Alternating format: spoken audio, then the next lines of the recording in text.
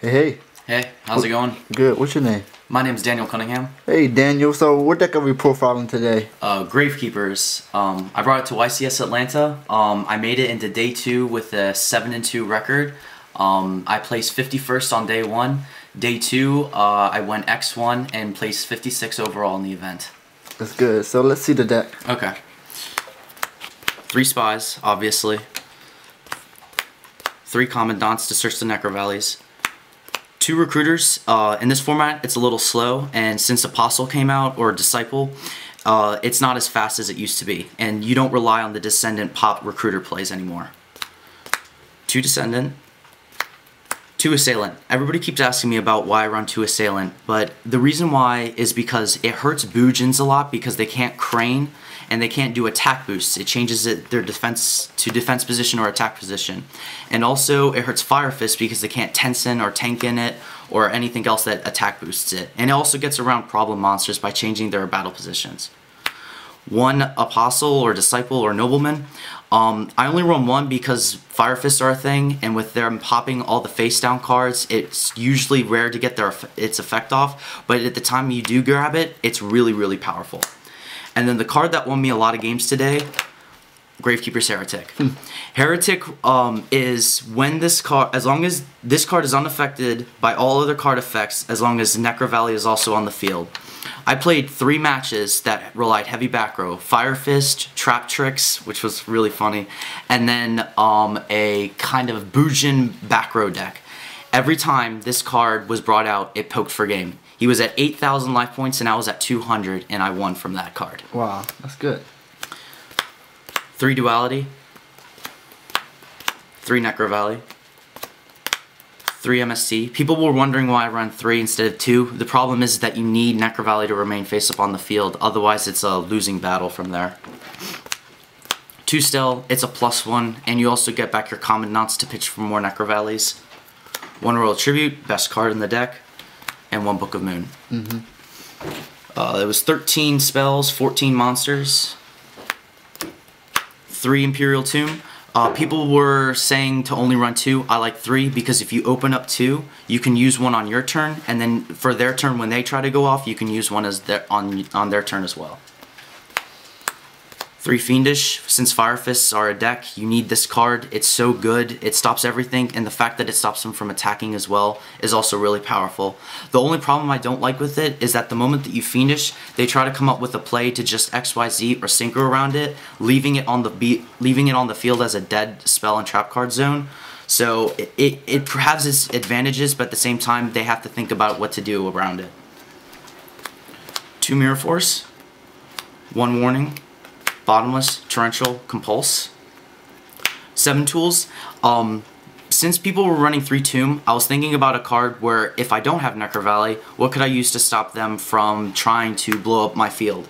And 7 tools proved really helpful because against the time where I summoned Heretic, they would save the warning, and when they would, I would 7 tools it and it would remain on board and win the game. And the last card, Starlight Road. Starlight Road won me a couple games because round 8, I was playing a Boojin player. He Pot of Duality'd into a Solemn Warning, and I Royal Tribute him and saw that he had Dark Hole. I knew that he had, since he had Dark Hole's turn 1, I had to find a way to bait out the Solemn Warning so he wouldn't warning the Starlight Road. So I had an Assailant on board.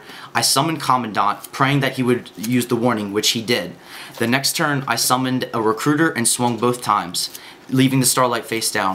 And then the moment that he let that go through, I knew that he was going to Dark Hole next turn, and he did, and I flipped Starlight Road for game. That's it. It was 14 monsters, 13 spells, and 14 traps, totaling to a 41 card deck. Alright, so let's see the extra deck. Stardust for the Starlight, Excaton, 101, 2 Key Beetle, 2 Gaga Cowboy for the situations where you're trying to bait out the Fiendish Chains or Veilers early game, and then when it comes into the grind, you could bring out a second one. Steel Swarm Roach for Heretics, Diamond Dyer, Black Ship of Corn, Abyss Dweller, number 85 Crazy Box. This card had a story around it. Maystroke, Nightmare, and Photon Papilloperative. Alright, so what's the story? Alright, so I was playing Dark Worlds round 6, and he had game 1 he brought out 3 Graphas and a skill drain on board, and I couldn't come back from that. Game 2, I knew that he set 4 back row and passed, so I knew that one of them had to be an effect negating card. So I made I flipped a Spy, brought out Descendant, summoned Recruiter, used Descendant's effect to pop the Recruiter, but he flipped Skill Drain, which I was anticipating. Then I overlaid the Spy and the Descendant for Crazy Box, which he couldn't come back from, because he didn't have the Field Spell card, and Grapha can't come back and swing over a 3000 beater. It was a 15 card extra deck. For the side, I ran 1 Fossil Dyna. I only liked 1, I only needed 1, I drew it when I needed it. 1 Thunder King for spellbooks, Yugioh, anything that relies on searching. 1 Shaman for Mermails, Dark Worlds, and spellbooks. Defissure for cards that rely on Grave.